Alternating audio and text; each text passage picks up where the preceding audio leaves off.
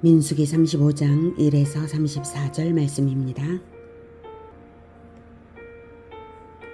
35장 여호와께서 여리고 맞은편 요단 강가 모압 평지에서 모세에게 말씀하여 이르시되 이스라엘 자손에게 명령하여 그들이 받은 기업에서 레위인에게 거주할 성읍들을 주게 하고 너희는 또 그 성읍들을 두르고 있는 초장을 레위인에게 주어서 성읍은 그들의 거처가 되게 하고 초장은 그들의 재산인 가축과 짐승들을 둘 곳이 되게 할 것이라.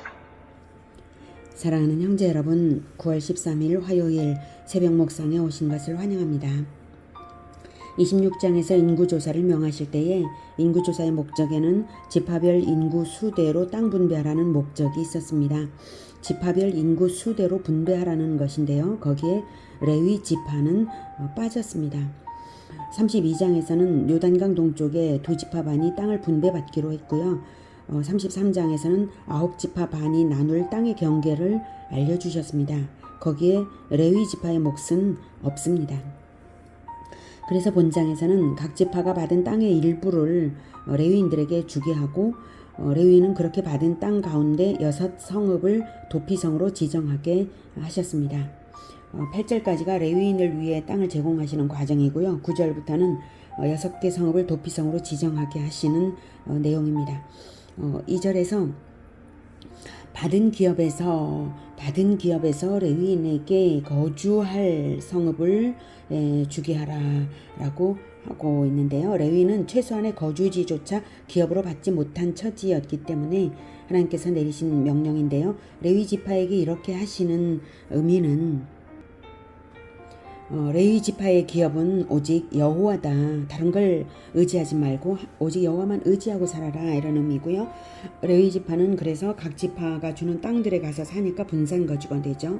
분산 거주하면서 하나님의 대언자 역할을 하는 것입니다. 그 율법을 가르치는 자들이 레위인들이에요. 그래서 청빈한 삶으로 오직 하나님만을 섬기기 위한 목적으로 살아라 라는 것이고요. 성도는 하나님의 사역자들에게 공급할 의무가 있다는 것을 동시에 가르치고 계십니다. 그리고 하나님의 사역자들에게 공급하면서 또한 가르침을 받아야 되는 것이죠. 주고받는 것이 그것입니다. 생활을 공급하고 또한 가르침은 받고요.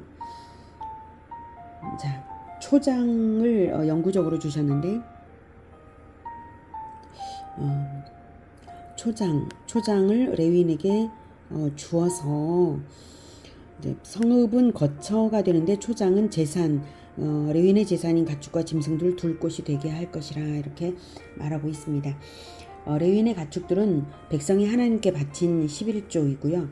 레위인의 가축은 하나님의 것이라고 하셨습니다. 말하자면 레위인은 하나님의 소유를 관리하는 자들이죠. 본인들 자신도 하나님의 것이고요. 레위인의 가축들이 하나님의 것이었으므로 목초지를 레위 지파에게 영구적으로 보장하셨는데요. 그 가축들로 하나님께 제사를 또한 이제 뭐 상번제에는 전부 다 드리는 것이죠. 절기의 제사들이라든지 그런 것들은. 그래서 영구적으로 목초지를 보장하셨는데 이 점이야말로 하나님이 그들의 레위인들의 기업임을 더욱 잘 확인시키는 점이죠. 하나님에 의한 레위인 보호를 보여줍니다. 한편 3절에서 성읍은 그들의 거처가 되게 하라. 이건 소유지가 아니라 거처입니다.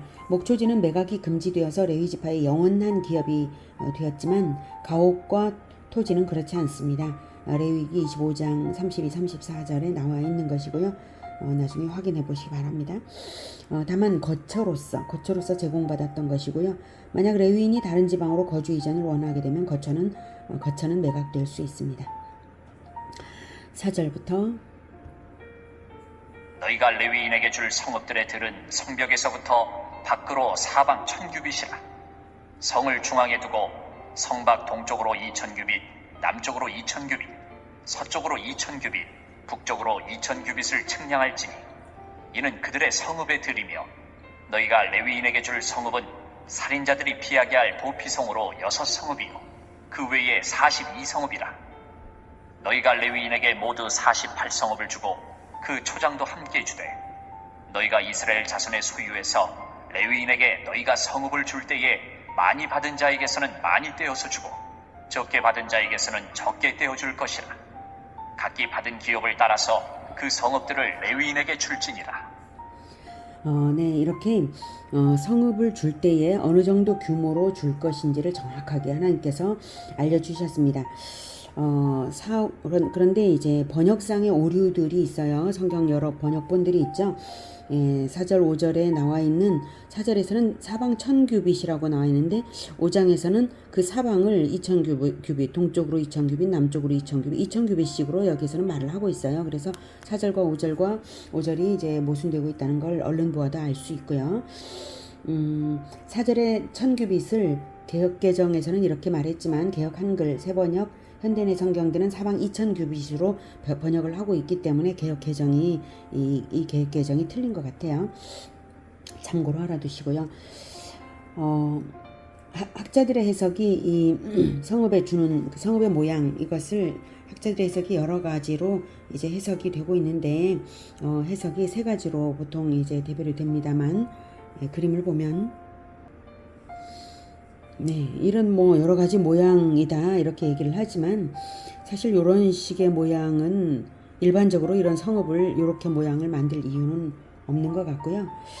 그래서 대체로 이게 이 모양이 비슷하죠. 약간 그래서 저는 이 모양이 가장 이제 합리적인 그러한 이제 성읍의 제공 명령이라고 생각을 합니다. 사방 900규빗 2000규빗이라고 하는 것은 약 900m, 2000규빗은 약 900m입니다. 그래서 이게 이제 900m, 여기서부터 여기까지가 900m, 900m, 900m 이렇게 되는 정도의 규모의 성읍입니다. 그리고 이 성읍들을 48개, 전국에서 48개인데 그 중에 6개는 도피성으로 다시 지정하게 하셨죠. 그러니까 레위인들은 모든 지파에 고루 분산될 수밖에 없는 것이고요. 그리고 그 중에 6개의 성읍은 도피성으로 정해라 라고 했습니다. 레위인들이 이렇게 모든 지파에 전국에 분산되는 것은 굉장히 의의가 큽니다.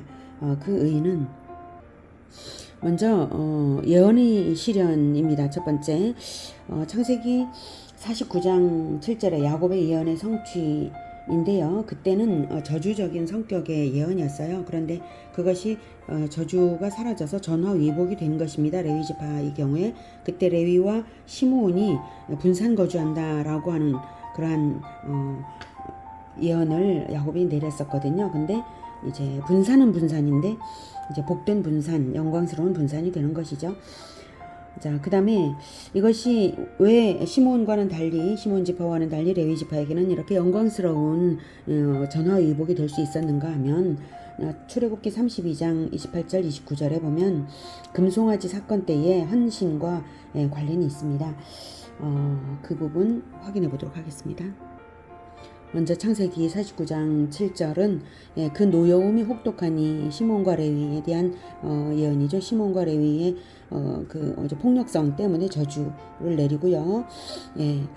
야곱 중에서 나누며 이스라엘 중에서 흩트리로다 이렇게 했죠. 그런데 이렇게 레위 지파에게 실현되었다는 것입니다. 다음 출애굽기 32장 28절에 보면 금송아지 우상 숭배 때 이제 그 하나님께서 전체를 멸절하려고 하시다가 모세의 중보의 기도를 들으시고 전체 멸절은 이제 안 하시고요. 그러나 주동자들은 이제 죽이시는 것이죠. 그래서 이에 모세가 진문에 서서 이르되 누구든지 여호와의 편에 있는 자는 내게로 나오라 하매 레위 자손이 다 모여 그에게 나아갔어요. 그래서 이 레위 자손이 여호와의 편에 여호와의 대리전으로서 이스라엘 내에서 이제 자기의 이웃들을 죽인 것입니다. 이문에서 저문까지 왕래하며 죽이라라고 모세가 하나님의 명령을 전달했고 레위 자손이 그렇게 했습니다. 그렇게 했더니 이제 모세가 각 사람이 자기 아들과 자기의 형제를 쳤으니 오늘 여호와께 헌신하게 되었느니라. 그가 오늘 너희에게 복을 내리시리라 이렇게 말을 해요. 그 정도로 이스라엘은 완전히 진멸당할 것을 그때 3,000명 가량이 죽임을 당했는데 레위 지파의 헌신으로 인해서 그 진멸을 모면했던 것입니다. 그래서 레위 지파가 복을 받게 되었다 이렇게 예언한 대로 선언한 대로 된 일입니다. 두 번째로 레위 지파의 전국 분산은 이제 대속과 가르침을 위한 동거라는 사실입니다. 대속이란 하나님 앞에서 이스라엘을 하나님을 대신하고 또한 중보하는 거죠. 그리고 백성에게 율법을 가르침으로써 하나님을 대신하는 거예요. 모든 지파에게 율법을 가르치는 것은 함께 거주하는 것이 이제 필요합니다. 그래서 그들의 레위인들의 수고가 바로 이스라엘을 위한 대속이고, 그리고 레위인들의 가르침이 바로 하나님의 가르침입니다. 이것은 바로 이스라엘과 동거를 해야만 하는 것이죠. 그다음 이런 것들은 민수기 3장 41절과 민수기 3장 38절 등을 여러분들이 참고해 주시기 바랍니다. 여기서는 생략하겠습니다. 세 번째로는 하나님의 이제 하나님의 통치를 전국적으로 이제 통일된 시스템으로 하기 위해서는 이제 넓은 곳에서 살 때는 이 레위인들이 꼭 필요했던 것입니다. 무슨 말이냐면 정착식이 가나안 땅이 위아래로 길게 생겼고 또 넓잖아요. 그러니까 광야에서 함께 모여서 텐트촌에서 살 때는 그렇게 뭐 분산해서 살아야 될 필요가 없었어요. 레위인들은 성막 주변에 삥 둘러서 텐트를 쳐서 성막을 보호하는 역할을 했었습니다. 그런데 이제 정착 시기부터는 부득불 각 성읍별로 하나님께 제단을 쌓을 수밖에 이제 없었거든요. 중앙성소로 지정된 곳이 길갈, 실로, 미스바, 예루살렘 등이 되게 되었는데, 나중엔 예루살렘 한 군데로 지정이 되었지만 어쨌든 이제 레위인들의 역할이 필요했어요. 그래서 지방과의 위화감이 조성되어서는 안 되고 전국적인 통일성이 확보되어야 되니까 하나님의 통치가 전국적으로 영향력 있게 되는 시스템은 바로 레위 지파의 전국 분산 거주다라고 하는 얘기입니다. 이것이 반드시 필요한 거예요. 그다음 네 번째로는 생활 자원의 공급자는 하나님이시지만 그 통로는 백성이라는 거예요. 그래서 또한 백성 가운데 밀착되어 거주하면서 말씀을 가르침으로써 백성이 하나님과의 거주가 이루어지게 되는 것이죠. 그러니까 백성과 함께 몸으로 사는 자들은 레위인들이지만 하나님과의 교제가 레위 지파의 가르침을 통해서 하나님과의 교제가 이루어지는 거예요. 레위인으로 하여금 하나님을 섬기는 것이 곧 백성을 섬기는 것이 되게 하신 것이고, 그리고 백성들은 레위인에게 가르침 받는 것이 임마누엘 하나님과의 교제가 되게 하신 것입니다. 9절. 여호와께서 또 모세에게 말씀하여 이르시되 이스라엘 자손에게 말하여 그들에게 이르라. 너희가 요단강을 건너 가나안 땅에 들어가거든 너희를 위하여 성읍을 도피성으로 정하여 부지 중에 살인한 자가 그리로 피하게 하라. 이는 너희가 복수할 자에게서 도피하는 성을 삼아 살인자가 회중 앞에 서서 판결을 받기까지 죽지 않게 하기 위함이니라. 네, 너희를 위해서 부지 중에 살인한 자가 피하게 하라는 이 도피성은 고의성이 없는 과실범을 보호할 뿐만 아니라 불필요한 갈등을 방지하는 거죠. 과실범이라고 할지라도 이제 가족이 죽음을 당했다면 보복을 하려고 하잖아요. 그래서 엄청난 사회적 갈등이 되게 되는데 그것을 이제 방지하는 거죠. 보복을 방지하는 것이죠. 그래서 사회를 보호하는 탁월한 제도가 바로 이 도피성 제도입니다. 12절에 판결을 받기까지 하라. 고범죄는 반드시 벌을 하시지만 과실죄는 회개와 갱생의 기회를 주시는 건데 그렇다고 재판이 없는 것은 아니라는 거죠. 반드시 재판을 거치는 건데 회개와 갱생의 기회를 주시는 것이다 라고 하는 것입니다. 13절. 너희가 줄 성읍 중에 6을 도피성이 되게 하되 세 성읍은 요단 이쪽에 두고 세 성읍은 가나안 땅에 두어 도피성이 되게 하라. 이 6성읍은 이스라엘 자손과 타국인과 이스라엘 중에 거류하는 자의 도피성이 되리니 부지 중에 살인한 모든 자가 그리로 도피할 수 있으리라. 네, 6 도피성은 요단 동쪽과 서쪽에 셋씩 있습니다. 이렇게 골고루 가나안 땅 어디서든지 너무 멀어서 도피성으로 가지 못하는 일이 없도록 적당한 거리에 이렇게 6개가 있는데요. 여기가 이제 게데스, 그리고 세겜, 헤브론, 여기는 베셀, 길랏, 라못, 그리고 바산 골란 이렇게 있습니다. 15절에 보면 타국인과 이스라엘 중에 거류하는 자의 도피성이 되리니라고 하셨죠. 여기서 타국인은 할례를 통해서 이스라엘 속으로 들어온 자를 말합니다. 국적과 무관하게 장기간 머무는 자가 아니라 이제 국적과 인종하고는 물론 이제 관계는 없을 거예요. 그러나 이스라엘 영토 안에 머무는 자 전체를 대상으로 이제 하는 것이죠. 거류하는 자, 이스라엘 중에 거류하는 자, 맞습니다. 그래서 국적이나 인종에 관계없이 이스라엘 영토에 오래 머무는 자 전체를 대상으로 합니다. 이것으로 보아서 알 수 있는 것은 민족적 우월성이나 배타적인 고립성을 갖지 않게 하시는 거죠. 누구에게든지 모든 생명은 하나님 앞에서 귀하다라는 사실을 생각하게 하고요. 그들에게 모두 하나님 안으로 피할 수 있는 기회를 주시고 계신 것입니다. 16절 만일 철 연장으로 사람을 쳐 죽이면 그는 살인자니 그 살인자를 반드시 죽일 것이요 만일 사람을 죽일 만한 돌을 손에 들고 사람을 쳐 죽이면 이는 살인한 자니 그 살인자는 반드시 죽일 것이요 만일 사람을 죽일 만한 나무 연장을 손에 들고 사람을 쳐 죽이면 그는 살인한 자니 그 살인자는 반드시 죽일 것이니라. 16절에 살인한 자는 반드시 죽일 것이라 라고 말씀을 하십니다. 하나님의 형상을 파괴하는 대적 행위이기 때문에 살인자는 반드시 죽이는 것이 원칙입니다. 그런데 고살자는 이제 반드시 그렇지만 이제 과실범의 경우에는 그렇지 않다는 것이, 과실범의 경우에는 도피할 수 있다는 것이 도피성 제도라는 것이죠. 자, 19절 피를 보복하는 자는 그 살인한 자를 자신이 죽일 것이니 그를 만나면 죽일 것이요 만일 미워하는 까닭에 밀쳐 죽이거나 기회를 엿보아 무엇을 던져 죽이거나 아기를 가지고 손으로 쳐 죽이면 그 친자는 반드시 죽일 것이니 이는 살인하였습니다. 피를 보복하는 자는 살인자를 만나면 죽일 것이니라.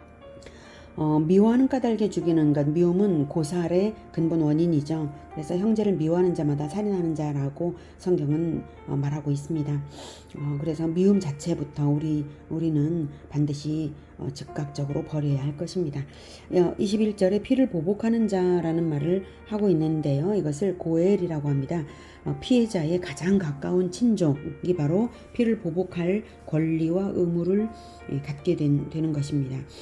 동해 보복의 원칙에 따라서 이제 보복을 하는 것이 이제 권리이면서 의무인 경우에 고살자의 경우에 사람을 죽였기 때문에 그를 죽일 수 있다 이렇게 한 것이죠. 22절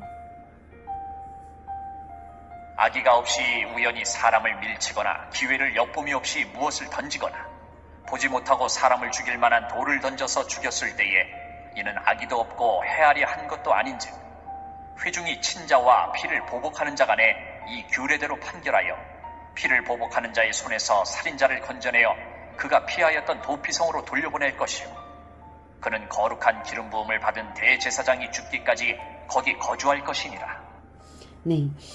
비고의적 살인으로 판명이 될 경우에 다시 도피성으로 돌려보내졌다는 것입니다. 고향으로 돌려보낸 게 아니라 도피성으로 돌려보내졌다는 것입니다. 그것은 비고의적 살인일지라도 여전히 그가 죄는 죄인 거예요.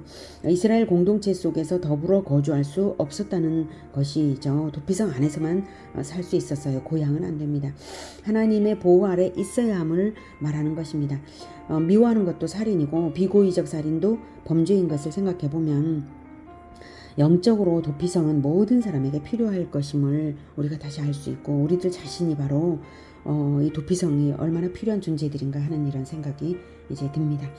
25절에 대제사장이 죽기까지 거기 거주할 것이라고 하시는데 대제사장의 직분은 하나님과 죄인 사이의 중재자 역할이므로 대제사장의 죽음 또한 피 흘림의 죄를 속량하기 위한 대속의 효과가 있다라고 간주되는 것이죠. 대제사장의 죽음으로 도피성에 거한 자들이 자유를 얻어서 완전한 자유를 그때는 얻어서 각자의 고향으로 돌아갈 수 있었습니다. 이것은 영원한 대제사장이신 예수 그리스도의 죽음으로 말미암아서 인간이 추악한 죄악들이 씻어지고 그리스도를 통해서 새롭게 될 수 있음을 예시하는 그러한 것입니다. 26절. 그러나 살인자가 어느 때든지 그 피하였던 도피성 지경 밖에 나가면 피를 보복하는 자가 도피성 지경 밖에서 그 살인자를 만나 죽일지라도 피 흘린 죄가 없나니 이는 살인자가 대제사장이 죽기까지 그 도피성에 머물러야 할 것입니다. 대제사장이 죽은 후에는 그 살인자가 자기 소유의 땅으로 돌아갈 수 있느니라. 네, 26절에 도피성 지경 밖에 나가면이라고 했어요. 하나님의 은혜로운 보호를 도피성 밖으로 나가면 하나님의 은혜로운 보호를 거절하는 것이기 때문에 하나님도 보호를 거절하실 수밖에 없는 거죠. 그래서 보호받지 못합니다. 밖에 나가면. 29절. 이는 너희의 대대로 거주하는 곳에서 판결하는 규례라. 사람을 죽인 모든 자, 곧 살인한 자는 증인들의 말을 따라서 죽일 것이나 한 증인의 증거만 따라서 죽이지 말 것이요 고의로 살인죄를 범한 살인자는 생명의 속전을 받지 말고 반드시 죽일 것이며 또 도피성에 피한 자는 대제사장이 죽기 전에는 속전을 받고 그의 땅으로 돌아가 거주하게 하지 말 것이니라. 너희는 너희가 거주하는 땅을 더럽히지 말라. 피는 땅을 더럽히나니 피 흘림을 받은 땅은 그 피를 흘리게 한 자의 피가 아니면 속함을 받을 수 없느니라. 너희는 너희가 거주하는 땅, 곧 내가 거주하는 땅을 더럽히지 말라. 나 여호와는 이스라엘 자손 중에 있음이니라. 네, 살인자에 대한 재판의 방법은 반드시 두 증인 이상이 필요하다는 거예요. 두 증인, 한 사람의 증인은 안 됩니다. 엄정하게 공정하게 재판해야 되고요. 고살자는 속전으로 속할 수 없습니다. 반드시 생명으로만 대가를 치러야 하는데 당사자의 생명으로요. 그 다음 부지중 살인자도 속전 적용은 안 됩니다. 도피성 안에서만 보호를 받습니다. 속전 내서 고향으로 갈 수 없습니다. 돈으로는 절대로 안 된다는 거예요. 생명에 대한 이 죄는. 그리고 피는 땅을 더럽히고 그리고 당사자의 피로 갚아야 된다라고 하는 것들을 이제 말씀하시죠. 그런데 32절에 또 도피성에 피한 자는 대제사장이 죽기 전에는 속전을 받고 그의 땅으로 돌아가 거주하게 하지 말 것이니라 라고 죽기 전에는 속전을 받고 거주하게 하지 말라 했는데 33절과 모순됩니다. 33절 그 피를 흘리게 한 자의 피가 아니면 속함을 받을 수 없느니라. 무슨 뜻일까요? 네. 이것은 오직 대제사장의 죽음만이 살인자의 대속이 될 수 있다는 뜻입니다. 대제사장의 죽음이 살인자의 대속, 대제사장의 죽음을 살인자의 대속으로 하나님께서 받아주신다는 뜻입니다. 그래서 도피성에 피한 비고의적 살인자는 도피성 안, 즉 대제사장 안에서 보호를 받고 그리고 나서 대제사장의 죽음 이후에는 완전한 해방입니다. 즉 속전도 안 냈는데 속전도 내지 않았는데 그의 땅으로 그냥 돌아가서 거주할 수 있다는 것이에요. 다음 34절 너희가 거주하는 땅 곧 내가 거주하는 땅을 더럽히지 말라. 나 여호와는 이스라엘 자손 중에 있음이니라. 네. 하나님은 자녀 안에 거하시고요. 하나님의 백성 공동체 안에 거하십니다. 그러므로 그 땅의 어느 곳이든지 자녀와 함께 하나님이 계시는 것입니다. 하나님과의 거주 때문에 땅이 거룩해지는 것입니다. 하나님과의 거주, 그것은 레위인의 전국 분산 거주로서 모든 백성의 일상 속에 실현되고 있어요. 즉 이제 거주의 핵심은 교제이고 가르침이라는 것이 레위인의 전국 분산 거주로서 나타났는데 백성이 하나님과의 거주를 버린다면 땅은 더럽혀질 것임을 깨닫게 합니다. 나 여호와가 이스라엘 자손 중에 함께 거주하고 있기 때문에 땅을 더럽히지 말라. 이렇게 말씀을 하시는 것을 우리에게 다시 적용해 볼 때에 우리가 얼마나 하나님과 말씀 교제를 예수 제자 공동체가 함께 나눠야 할 것인가, 부지런히 나눠야 할 것인가 이것을 생각하게 하고요. 그 다음 피가 땅을 더럽힌다라고 하는 말씀 하셨죠. 점점 이 세상에는 점점 죽음이 많아지고 있습니다. 죽임, 살인도 많아지고 있고 또 자살도 많아지고 있고요. 그리고 많은 폭력들이 더 많아지고 있습니다. 점점 땅은 더러워져 가고 있어요. 하나님께서 반드시 심판을 하실 수밖에 없는 이러한 때가 다가오고 있다는 것을 알 수가 있습니다. 자, 오늘 도피성 제도가 주는 교훈은 하나님께서 생명을 얼마나 사랑하시는가. 예, 생명 사랑. 그리고 하나님께서 자비로우셔서 이제 실수를 용서하신다라고 하는 것을 알 수가 있습니다. 그리고 용서는 실수일지라도 용서는 대제사장의 중보에 의해서만 사함을 받을 수 있다. 대제사장의 중보가 필수다라고 하는 것이고요. 그리고 고범죄는 사함이 없다는 겁니다. 일부러 죄를 짓는 사람은 회개가 없는 거예요. 고범죄는 사함이 없습니다. 하나님의 공의를 분명하게 보이십니다. 그리고 진리 안에서만 도피성 안에서만이죠. 진리 안에서만 보호를 받는 것입니다.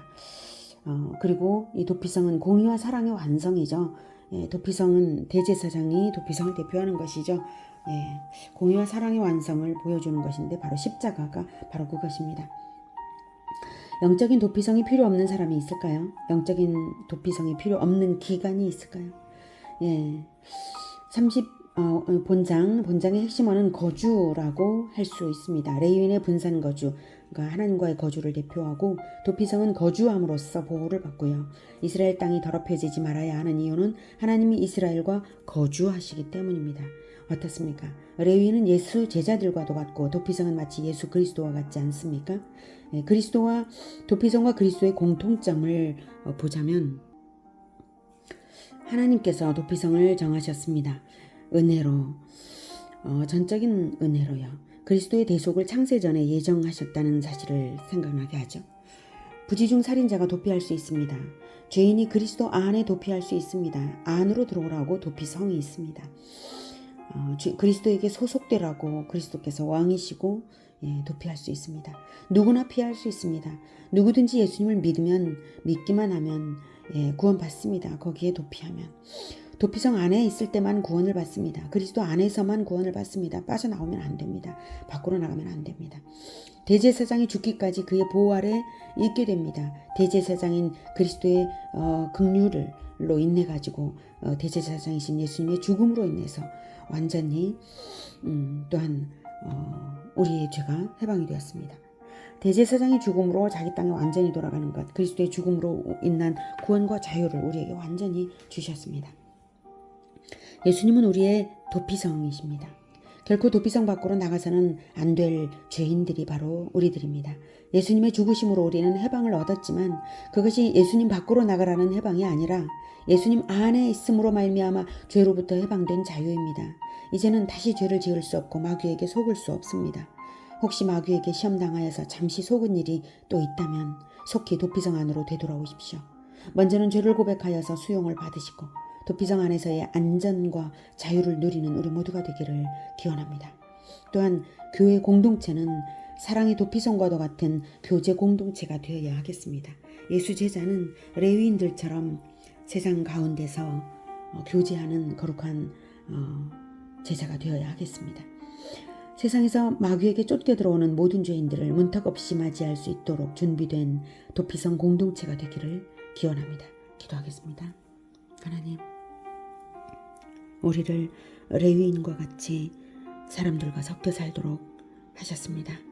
우리를 도피성과 같이 사람들을 받아들이게 하셨습니다.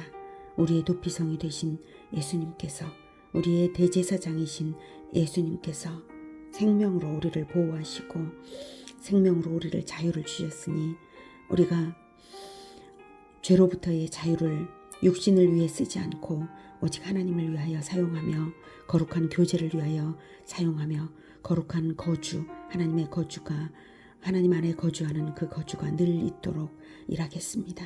주님, 우리를 도와주시옵소서.